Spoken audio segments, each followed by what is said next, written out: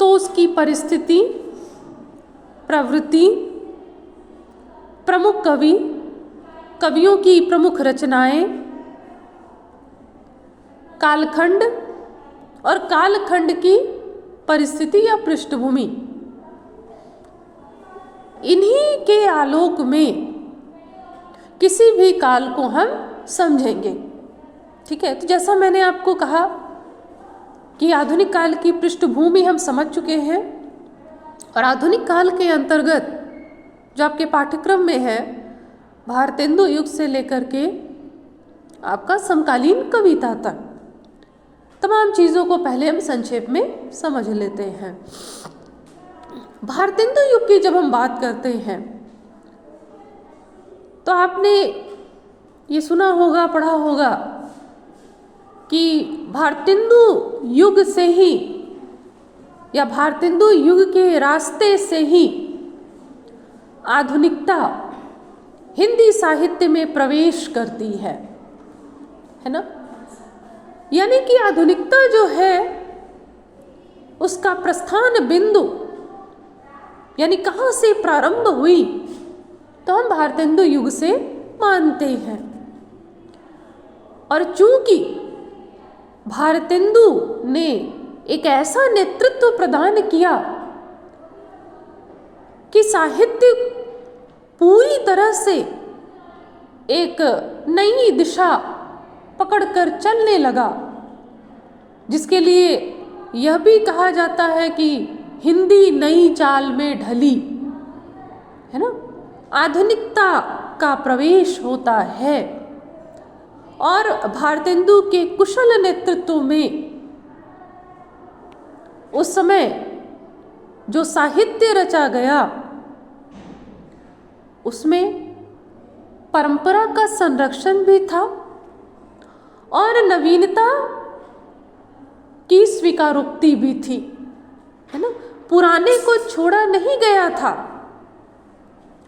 और नए को अपनाया भी गया था। यही कारण है कि भारतेंदु युग के साहित्य को संक्रमणकालीन साहित्य कहते हैं। ठीक है, संक्रमण का मतलब संधि काल। संधि, दो चीजें जुड़ती है ना, आपने पढ़ा होगा ना, संधि में वर्णों के मेल से विकार उत्पन्न होता है और उसे कहते हैं संधि, क्योंकि वर्णों के मेल से विकार उत्पन्न होता है। तो ये बात समझ में आई, वर्णों के मेल से जो विकार उत्पन्न होता है उसे संधि कहते हैं ना। यानी दो चीजें जुड़ती है तो संधि होती है और दो चीजों के जुड़ने से कोई परिवर्तन होता है। अब इसे ही भारतेंदु युग में, अगर भारतेंदु युग के संदर्भ में अगर हम समझते हैं तो हम देखते हैं कि पुराने और नए का संधि स्थल है, संक्रमण है।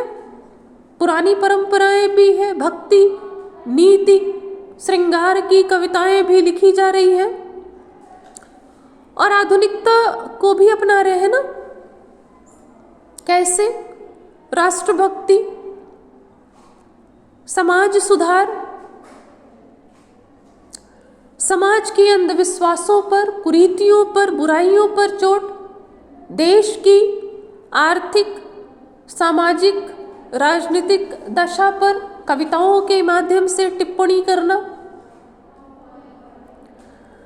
नवजागरण की प्रेरणा कविताओं में अभिव्यक्त हो रही थी। तो नवीनता भी आ रही थी और पुरातन भी था। भाव के स्तर पर, भाषा के स्तर पर भी ना, ब्रज भाषा में कविताएं लिखी जा रही थी और गद्य, गद्य किसमें? खड़ी बोली में। हुआ संक्रमण, दो चीजें मिली, समझ रहे ना। इसलिए पुराना भी था और नया भी आ रहा था। भारतेंदु ने कहा था कि भारत दुर्दशा नाटक लिखने के क्रम में उन्होंने कोशिश की थी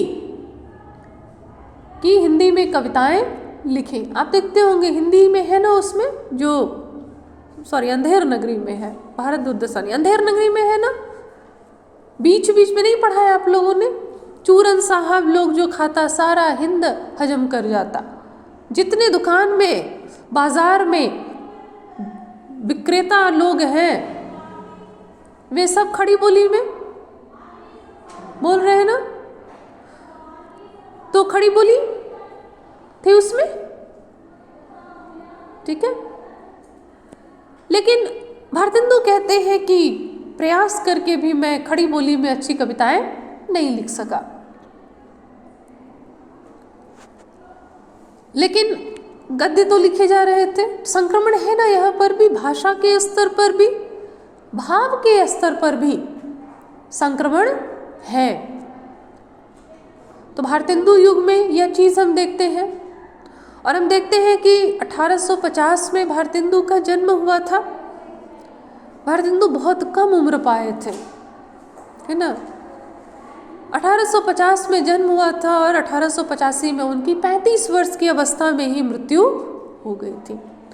लेकिन अपने इस छोटे से जीवन काल में भी उन्होंने विपुल साहित्य रचा और साहित्य से ज़्यादा उन्होंने एक मार्गदर्शक का काम किया, संयोजक का काम किया, साहित्य को दिशा दिखाने का काम किया। समझ रहे हैं ना?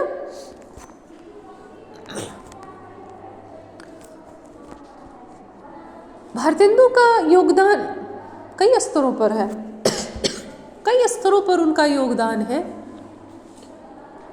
गद्य को खड़ी बोली में प्रस्तुत करना, भारतेंदु ने खुद गद्य की विधाओं को खड़ी बोली में लिखा, नाटक लिखा ना, खड़ी बोली में लिखा, और आत्मकथा भी लिखी, पूरी नहीं हुई, आज कुछ आप बीती कुछ जग बीती, शायद यही नाम है, तो वह भी उन्होंने लिखा। और बाकी भी जो गद्य विधाएं होती, निबंध, भारतेंदु ने निबंध भी लिखे। और भारतेंदु मंडल के जितने भी रचनाकार थे सब ने निबंध लिखा। पत्रकारिता, 18 वर्ष की उम्र में भारतेंदु ने हरिश्चंद्र मैगजीन पत्रिका निकाली थी, कवि वचन सुधा, हरिश्चंद्र चंद्रिका, है ना, बाला बोधिनी, ये तमाम पत्रिकाएं जो उन्होंने निकाली।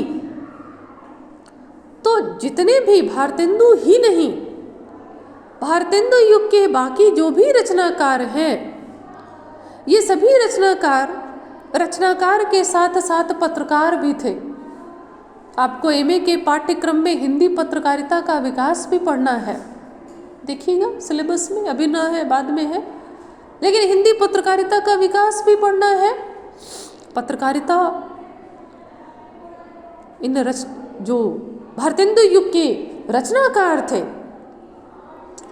इन्होंने पत्र पत्रिकाएं निकाली, क्योंकि नवजागरण का माध्यम, नई चेतना के प्रसार का माध्यम, राष्ट्रीयता की भावना को जनता के बीच फैलाने का माध्यम, लोगों को एकजुट करने का माध्यम, अपने हक के लिए आवाज उठाने का माध्यम पत्रकारिता थी ना। क्योंकि नए से नए विषयों पर ये लिख रहे थे। तो जब ये नए से नए विषयों पर लिख रहे थे तो अपने विचार भी अभिव्यक्त कर रहे थे ना, और उन विचारों को जनता तक पहुंचा रहे थे। इससे भी तो जागरूकता आती है ना। अखबार जागरूक करते हैं, कहते हैं, पता नहीं अभी के अखबार क्या करते हैं, आश्चर्य है। मैं अखबारों में ये देखती हूँ कि अभी विज्ञापन बहुत बढ़ गए हैं।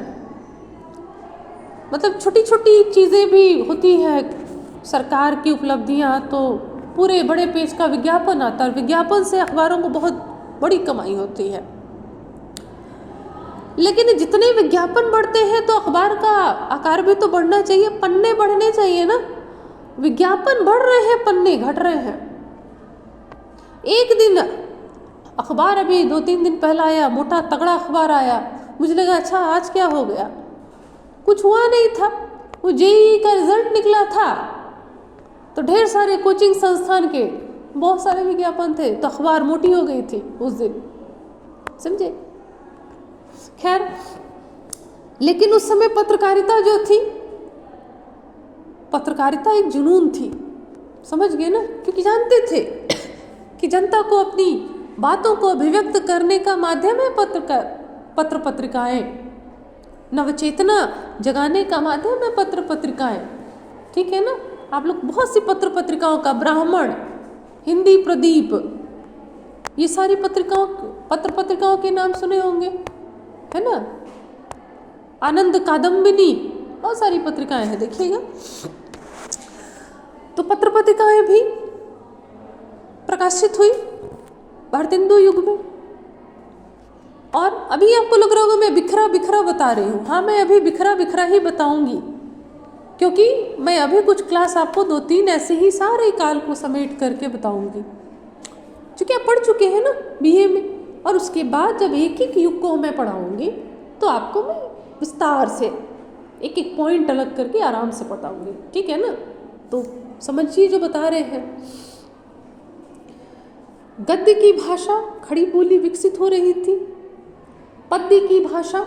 और उसी समय आप देखेंगे, अगर आप हिंदी गद्य के विकास को देखेंगे, हिंदी में, हिंदी साहित्य में आधुनिकता की एक बहुत बड़ी पहचान है खड़ी बोली में गद्य का विकास। आप पढ़ते हैं ना, हिंदी कहानी का विकास, हिंदी उपन्यास का विकास, हिंदी नाटक का विकास, हिंदी निबंध का विकास, पढ़ते हैं ना, ललित निबंध का विकास, हिंदी आलोचना का विकास। कहाँ से पढ़ते हैं, कहाँ से शुरू होता है बताइए। पीछे जाते हैं ना, जाते हैं कि नहीं। निबंध के विकास में आप भारतेंदु युग में आते हैं, नाटक के विकास को वहीं से आप शुरू करते हैं, ठीक है। और यहाँ तक कि ये अलग बात है कि 19वीं-20वीं सदी के प्रारंभ से हिंदी कहानी की शुरुआत हम मानते हैं, जब एक टोकरी भर मिट्टी, दुलाई वाली, माधवराव सप्रे की एक टोकरी भर मिट्टी थी, बंग महिला की दुलाई वाली थी, रामचंद्र शुक्ल का 11 वर्ष का समय था। और इन कहानियों में हम प्रारंभ देखते हैं, लेकिन बीज तो पहले पढ़ चुके थे ना, ठीक है। उपन्यास में भी देवरानी जेठानी की कहानी, ये सब अभी नेट में आप लोगों का सिलेबस में डाला गया है। देवरानी जेठानी की कहानी बताइए, वो सबको भी पढ़ना है, ठीक है। गद्य का जो विकास होता है उसके मूल में हम भारतेंदु युग में ही जाते हैं, ठीक है। नई प्रवृत्तियां, नई चीजें, नई सोच, और उस सोच को अभिव्यक्त करने के लिए भाषा का नया स्वरूप, नया तेवर, नए काव्य रूप, सब हम भारतेंदु युग में पाते हैं। एक बड़ी महत्वपूर्ण विशेषता भारतेंदु युग की यह भी है कि इस युग में ये जो संक्रमण की बात आती है ना, तो राष्ट्रीयता है, और कहते हैं कि राजभक्ति भी है, राष्ट्रभक्ति भी है ना। यानी कि अंग्रेजी शासन के प्रति एक भरोसा भी है, और जो शोषण हो रहा है अंग्रेजी शासन के द्वारा उसका ज्ञान भी है। दोनों चीजें हैं। लेकिन ऐसा नहीं है कि वो चाटुकारिता के लिए की जा रही थी, वो चाटुकारिता के लिए नहीं की जा रही थी। जब दमन इतनी क्रूरता पूर्वक किया गया हो, 1857 में जो दमन किया गया, उसके बाद ही ना ये कविताएं लिखी जा रही हैं। तो वो दमन की स्मृतियां थोड़ी कमजोर पड़ गई होंगी, वो तो याद होगी। तो लिख तो नहीं सकते थे ना, गालियां दे सकते थे? नहीं दे सकते थे ना, दमन कर दिया जाता। लेकिन विरोध भी करना था, तो विरोध का क्या तरीका अपनाया बताइए? खिलंदड़पन, मजाक, व्यंग। व्यंग किया ना, मुकरियों के माध्यम से, पहेलियों के माध्यम से, और लावनी, आल्हा, है ना, ये सारे जो रूप थे, इन सब के माध्यम। मुकरियाँ तो बहुत प्रसिद्ध है। मुकरियाँ, अमीर खुसरो की मुकरियाँ, अमीर खुसरो की पढ़ा है ना। मुकरी जानते हैं? दो सहेली है, एक सहेली कुछ कहती है और दूसरी सखी ये पूछती है कि क्या ये साजन है? तो पहली सखी क्या कहती है? नहीं, साजन नहीं है, ये कुछ और है। मतलब एक पूछती है और दूसरी मुकर जाती है। मुकरना समझते? मुकरना नहीं कह देना, है ना, वादे से मुकर गया बोलते हैं ना। ठीक है, अब उदाहरण से इसे समझाते हैं कैसी मुकरियां हैं। चलिए अमीर खुसरो की एक मुकरी पहले सुनाते हैं, ठीक है ना, तब देखिए कितना अच्छा लगता है सुन करके, है ना। अब दो सखी है बात कर रही है ना। मेरा मोसो सिंगार करावे, सामने बैठ के मान बढ़ावे, वासे चिक्कन, वासो चिक्कन ना कोई दीसा, ए सखी साजन ना सखी शीसा। अर्थ तो बता सकेंगे? हाँ, बता पाएंगे? नहीं, थोड़ा दिमाग लगाइए। मेरा मोसो सिंगार करावे, मुझसे मेरा ही श्रृंगार करवाता है ना। मतलब मजबूर कर देता है कि मैं श्रृंगार करूं। सामने बैठ के मान बढ़ावे, और फिर जब श्रृंगार कर लूं तो सामने बैठ जाता है और मेरा मान भी बढ़ाता है। मान कैसे बढ़ेगा जी? वाह वाह, एकदम जन्नत की हूर लग रही हो, चश्मे बदूर लग रही हो, है ना। मान भी बढ़ाता है। कहते वासे चिकन, इतना चिकना है, ठीक है, कि किसी भी दिशा में वैसा चिकना कोई नहीं है, ठीक है। तब सखी कहती है अच्छा ये साजन है क्या? मतलब साजन समझती हो ना, ये साजन है क्या? तो कहती नहीं, क्या साजन साजन करते रहती हो, और कुछ नहीं है जिंदगी में, ये तो हमारा शीशा है। शीशा है, शीशे के सामने बैठते हैं, वो श्रृंगार कराता है, फिर सज लेते हैं तो शीशे में देख के इठलाना, अरे वाह क्या लग रहे हैं, क्या जच रहे हैं। मान भी बढ़ाता है, और कितना चिकना है शीशा, सारी दिशाओं में वैसा नहीं है। और सखी साजन ना सखी शीशा, समझे। तो इस तरह की बहुत सी मुकरियाँ जो है वो लिखी गई। लेकिन यहाँ पर मुकरियों का दूसरे ढंग से प्रयोग किया गया भारतेंदु युग में। कैसे प्रयोग किया गया जानते हैं? व्यंग करने के लिए, मजाक उड़ाने के लिए। जैसे आप लोग ग्रेजुएट हो गए ना, हो गए ग्रेजुएट, उस समय भी ग्रेजुएट थे ना, ठीक है। अब उस पर व्यंग देखिए। तीन बुलावे तेरह आवे, निज विपदा रो रो सुनावे, आंखें फटी भरा नपेट, ए सखी साजन ना सखी ग्रेजुएट। समझे? तीन बुलावे तेरह आवे, नौकरी है तीन की, आएंगे कितने? 13। अभी देखा था ना कानपुर रेलवे स्टेशन की जो तस्वीर थी, रात के 1 या 2 बजे की तस्वीर थी, अब भयंकर भीड़ थी एकदम।